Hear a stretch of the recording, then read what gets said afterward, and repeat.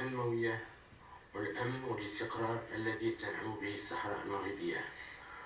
ثالثا، الاعتراف الدولي المتزايد بمغربية الصحراء والدعم الواسع لمبادرة الحكم الذاتي.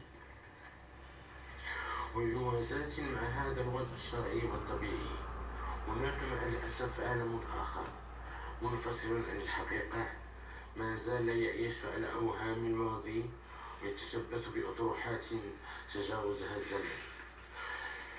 فهناك من يطالب بالاستفتاء رغم تخلي الأمم المتحدة عنه واستحالة تطبيقه، وفي نفس الوقت يرفض السماح بإحصاء المحتجزين بمخيمات سندوف ويأخذهم كرهائن في ظروف يرثى لها من الذل والإهانة والحرمان من أبسط الحقوق.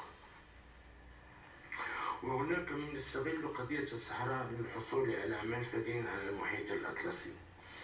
لهؤلاء أقول: نحن لا نرفض ذلك، والمغرب كما يعرف الجميع يقترح مبادرة دولية لتسهيل ولوج دول الساحل للمحيط الأطلسي في إطار الشراكة والتعاون وتحقيق التقدم المشترك لكل شعوب المنطقة. وهناك من يستغل قضية الصحراء ليغطي على مشاكله الداخلية الكثيرة. وهناك كذلك من يريد انحراف بالجوانب القانونية لخدمة أهداف سياسية ضيقة. لهؤلاء أيضا نقول: إن الشراكات والالتزامات القانونية للمغرب لن تكون أبدا على حساب وحدته الترابية وسيادته الوطنية. لقد حان الوقت لتتحمل الأمم المتحدة مسؤوليتها وتوضح الفرق الكبير بين العالم الحقيقي والشرعي الذي يمثله المغرب في صحرائه وبين عالم متجمد بعيد عن الواقع وتطوراته. شعبي العزيز، إن المرحلة التي تمر منها قضية وحدتنا الترابية تتطلب استمرار تضافر جهود الجميع، ونود الإشادة هنا على وجه الخصوص بروح الوطنية التي يتحلى بها المغاربة المقيمون بالخارج وبالتزامهم بالدفاع عن مقدسات الوطن والمساهمة في تنميته. وتعزينا لارتباط هذه الفئة بالوطن، قررنا إحداث تحول جديد في مجال تدبير شؤون الجالية المغربية بالخارج، وذلك من خلال إعادة هيكلة المؤسسات المعنية بها بما يضمن عدم تداخل الاختصاصات وتشتت الفاعلين والتجاوب مع حاجياتها الجديدة.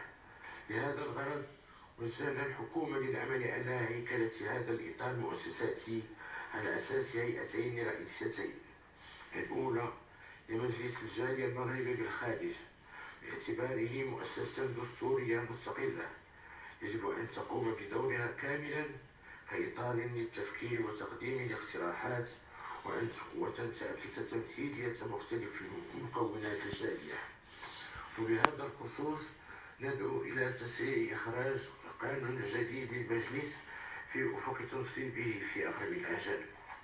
أما الثانية فهي إحداث هيئة خاصة تسمى المؤسسة المحمدية للمغاربة المقيمين بالخارج، والتي ستشكل الدرع التنفيذي للسياسة العمومية في هذا المجال. وسيتم تخويل المؤسسة الجديدة مهمة تجميع الصلاحيات المتفرقة حاليا بين العديد من الفاعلين وتنسيق إعداد الاستراتيجية الوطنية للمغاربة المقيمين بالخارج وتنفيذها.